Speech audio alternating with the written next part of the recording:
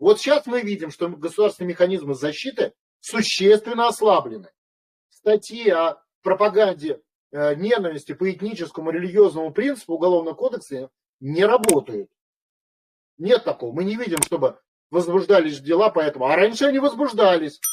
И вот эти националистические отряды были за 30 лет здорово почищены. Очень хорошо сработали наши МВД. Сейчас это не работает. Если работает, то очень слабо. Значит, мы понимаем, что это часть заговора. Раз государственная власть резко ослабла в этих вопросах. Правильно? Значит, это часть заговора. Ну, посмотрим. Ассаламу алейкум, дорогие друзья, братья, сестры, таджики и узбеки. Если вы хотите проверить свой загранпаспорт, тогда я предлагаю вам брат Умара, который в короткие сроки разберется с вашей работой и проверит ваш паспорт.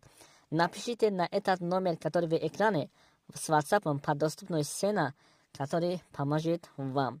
То есть у нас есть один козырь, которого не было раньше. Которого не было в 91 году. Которого не было в 17 году. У нас есть миллион вооруженных людей, которые борются с фашизмом. Именно с таким. С принципом разделения людей по этническому, языковому и другому принципу.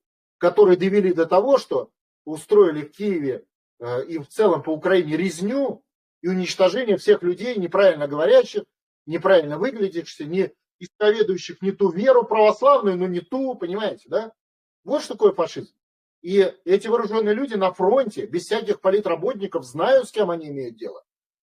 Поэтому я думаю, что и Путин это понимает. А это означает, что попытка Майдана будет просто уничтожена на месте, просто в бешенстве пришедшими фронтом с солдатами, которые ведут борьбу с фашизмом. Это плюс.